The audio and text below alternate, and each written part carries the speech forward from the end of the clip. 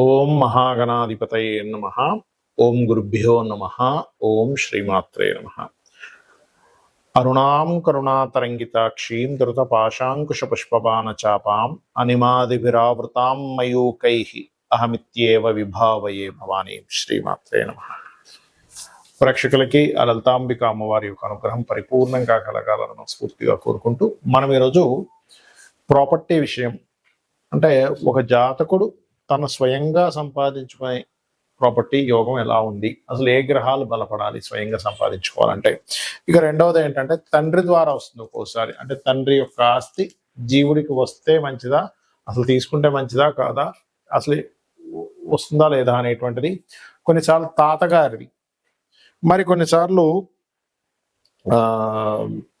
తల్లి యొక్క తండ్రిది, లేదా తండ్రి యొక్క తండ్రిది తాత విషయంలో చూసుకుంటే. అదేవిధంగా ఒక్కోసారి అన్నయ్య నుంచి కానీ అలా కూడా వస్తూ ఉంటాయి. కొంతమందికి ఇద్దరు కలిసి ఏదైనా వ్యాపారం చేశారు, అప్పుడు అతను వ్యాపార లాభాలు వచ్చాయని, ఇంకోటి ఏదైనా కారణాలు కొంతమంది ఇష్టంతో ఇస్తూ ఉంటారు.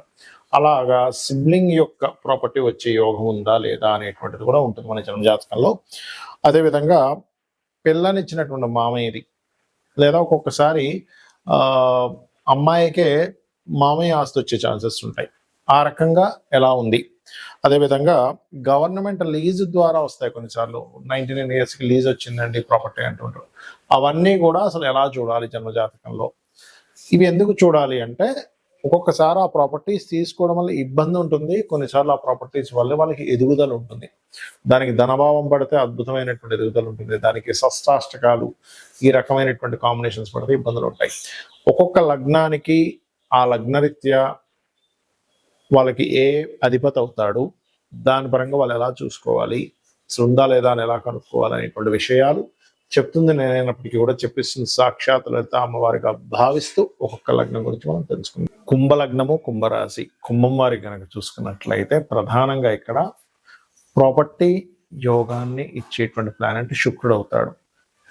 సో సర్వసాధారణంగా శుక్రుడు అయినప్పుడు తండ్రి యొక్క ప్రాపర్టీ ఇన్బిల్ట్గా ఉంటుంది. తండ్రి లేకపోతే తండ్రి యొక్క తండ్రి వల్ల వచ్చిన ప్రాపర్టీ, అంటే మీకు కేవలం అంటే తాతగారి వల్ల వచ్చేటువంటి ప్రాపర్టీ ఇన్బిల్ట్గా కొంత యోగం ఉంటుంది. శుక్రుడు బాగుండాలి. కాకపోతే స్వయంగా సంపాదించుకోవాలంటే కొంచెం శుక్రుల యొక్క సంబంధం వచ్చింది కుంభలగ్నం వారికి, లేదా 3rd and 4th portfolios కలిసాయి, 3-4 portfolios ఖచ్చితంగా స్వయంగా సంపాదిస్తారు, అందులో ఎటువంటి సందేహం లేదు.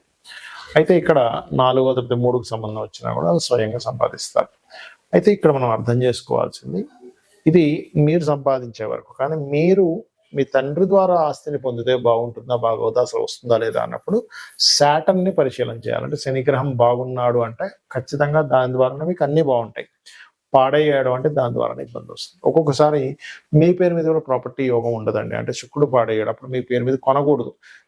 మీరు కొనుక్కోవాలని సంకల్పం చేస్తున్నా బాగోపోవడం వల్ల మీకు రానివ్వదు గ్రహస్థితి, లేదు మీ జీవిత భాగస్వామి మీ పిల్లల పేరు మీద కొనుక్కుంటే అప్పుడు మళ్ళీ బాగుంటుంది. ఏది శుక్రుడు పాడైనప్పుడు విషయం చెప్తున్నాను. శుక్రుడు బాగుంటే ఆటోమేటిక్గా మీ పేరు మీద కొనుక్కోవచ్చు, అందులో ఎటువంటి ఇబ్బంది లేదు. అలాగే తండ్రి ఆస్తికి శని ఎలా చెప్పుకున్నాము, తాతగారి ఆస్తికి కారకుడు ఇక్కడ బుధుడు అవుతాడు.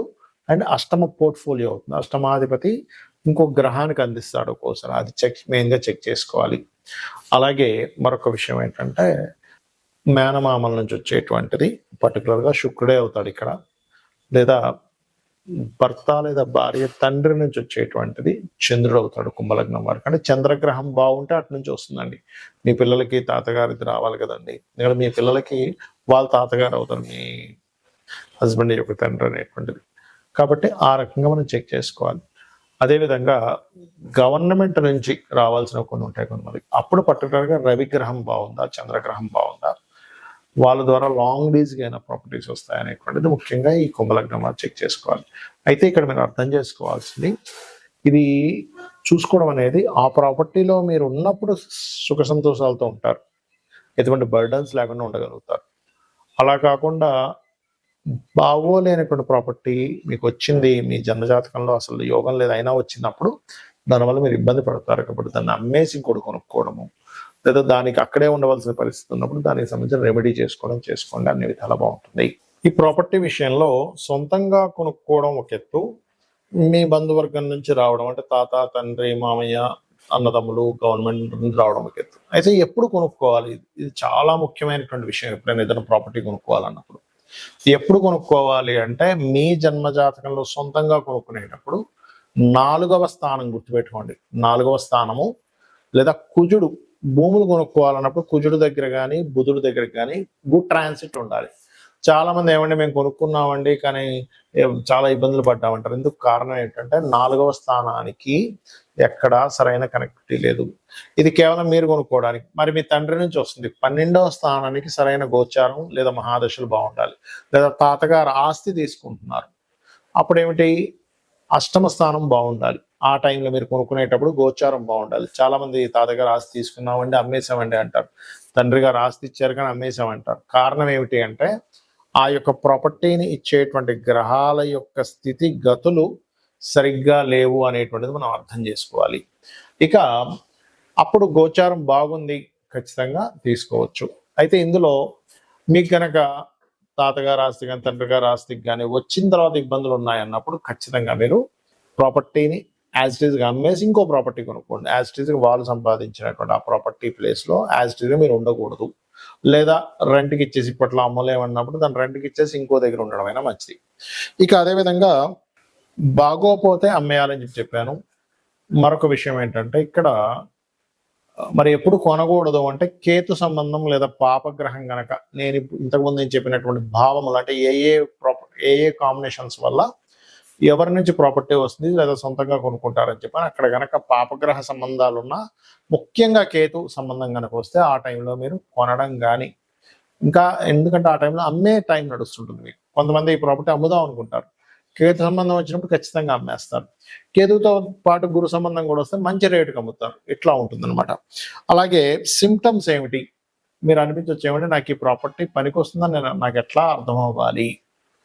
ఎలా అంటే ఇప్పుడు మనం ఒక ప్రాపర్టీ కొనేటప్పుడు కూడా మనకు తెలుస్తుందండి. ఆ ప్రాపర్టీ దగ్గర కొనడానికి వెళ్ళినప్పుడు ఏవో మనకు తెలియకుండా కొన్ని నెగటివ్, అంటే ఏదో గొడవ జరగడమను, లేకపోతే అక్కడికి వెళ్ళేటప్పుడు సంథింగ్ మన లైఫ్లో జరిగేటువంటి అనీజీనెస్లు కొన్ని జరుగుతూ ఉంటాయి. కారు ఆగిపోవడం, మనం రాంగ్ రూట్లో వెళ్ళిపోవడం, మనం అక్కడికి వెళ్ళాల్సిన ఇంకో దగ్గరికి వెళ్ళిపోవడం, మనం రాంగ్గా చూపించి, లేకపోతే అప్పుడే దాని దుర్వార్తలు వినడం, ఇవన్నీ కూడా మీరు కొనేటప్పుడు ప్రకృతి మీకు అందించేటువంటి ఒక సిమ్టమ్ అనమాట. అంటే అదొక చెప్తూ ఉంటుంది ప్రకృతి మనకి ముందుగా సందేశాన్ని ఇస్తూ ఉంటుంది. మనకు సందేహం వస్తుంది ఆ టైంలో. అయితే ఇక్కడ మీరు ఇది మీరు ఓన్గా కొనుక్కునే విషయంలోనే ఈ యొక్క ఇది తెలుస్తూ ఉంటుంది. లేదా ఆ ఫలానా తాతగారో మామయ్యో అమ్మమ్మో నానమ్మో సిబ్లింగ్ సంబంధించిన ఇంట్లోకి వెళ్ళినప్పటి నుంచి మీకు బాగోలేదు అంటే మీరు అర్థం చేసుకోవాల్సింది ఇక్కడ 2 విషయాలు చూసుకోవాలి. ఒకటి, మీకు మహాదశ అంతర్దశలు ఏమైనా ఇబ్బందినిచ్చేటువంటిది ఉందా, అది ముందుగా చెక్ చేసుకోవాలి మీరు. ఇక రెండవ విషయం ఏంటంటే ఆ ఇంట్లో వాస్తుదోషం ఉండడం వల్ల వచ్చిందా. ఒక్కొక్కసారి మీకు అది కలిసి వచ్చే, మీకు తండ్రి వల్ల తాత వల్ల యోగం ఉన్నప్పటికీ వాస్తు దోషం వల్ల మీకు మహాదశ అంతర్దశల్లో బాగోపోవడం వల్ల వస్తుంది. అంతేగాని ప్రతిసారి తండ్రి ప్రాపర్టీ తాత ప్రాపర్టీ కలిసి రాకపోవడం ఉండదు. అవి చెక్ చేసుకుని అవి కూడా బాగున్నా సరే బాగోలేదంటే మీకు ఎక్కడో ఇబ్బంది ఉందని అర్థం. కొంతమందికి జాతకాలు ఉండవు, జాతకాలు లేనప్పుడు వీలైనంత మటుకు అక్కడికి వెళ్ళినప్పటి నుంచి ఇబ్బంది వస్తుంది అన్నప్పుడు దాన్ని రెంట్కి ఇచ్చి ఇంకో దగ్గరికి వెళ్ళడం మంచిది, లేదా అమ్మేసి ఇంకోటి కొనుక్కోవడం మంచిది. ఇక ప్రాపర్టీ పరంగా ఇలా ఉందండి, మేము ఏం చేయాలి, ఇప్పుడు సొంతంగా ప్రాపర్టీ కొనుక్కోవాలన్నా లేకపోతే ఎవరైనా సరే ఏదైనా ప్రాపర్టీ పొందాలన్నా ముఖ్యంగా గురు కుజ గ్రహాల దగ్గర దీపారాధన చేస్తూ ఉంటే తొందరగా ప్రాపర్టీ యోగం వస్తుంది ఒకటి. రెండవది, మణిద్వీప వర్ణన ఖచ్చితంగా ప్రాపర్టీ యోగాన్ని, ఏదైనా గృహం కొనుక్కోవాలనే యోగాన్ని కలిగిస్తుంది. సరే ఇవి ఓకే, ఒక ప్రాపర్టీ కొన్నాము, అది కబ్జాలోకి వెళ్ళిపోయింది, లేకపోతే లిటిగేషన్స్ ఏర్పడ్డాయి, గొడవలు నడుస్తున్నాయి, ధర్మబద్ధంగా మీరున్నారు, అయినా సరే ఆ యొక్క ఆస్తికి సంబంధించి మీకు ఎంతో పోరాడుతున్నారు, రావట్లేదు. అలాంటప్పుడు వారాహి అమ్మవారి యొక్క అష్టోత్తరము, వరాహస్వామిని పూజించడము, ఇవి చేయాలి. మీకు ఈ రకంగా కనుక మీరు చేసినట్లయితే మీకు ఖచ్చితంగా రావాల్సిన ప్రాపర్టీ రావడము, అదేవిధంగా ప్రాపర్టీలో ఏదైనా ఇబ్బందులు ఉన్నా సరే తొలగిపోవడం అనేటువంటి జరుగుతుంది. కాకపోతే ఇది ఎన్ని రోజులు చేయాలి అంటే మీకు ప్రాపర్టీ క్లియర్ అయ్యే వరకు ఈ అష్టోత్తరాలు చదువుకోవడం చేయండి. కొనుక్కోవాలన్నా కూడా, ఏదైనా ప్రాపర్టీ కొనుక్కోవాలన్నా కూడా ఇందాక నేను చెప్పినట్టుగా గురు కుజ గ్రహాల దగ్గర దీపారాధన రెగ్యులర్గా చేయండి, మంగళవారము గురువారం. ఇలా చేసినట్లయితే ఖచ్చితంగా మీకు రావాల్సిన ప్రాపర్టీ వస్తుంది. శ్రీమాత్రే నమః.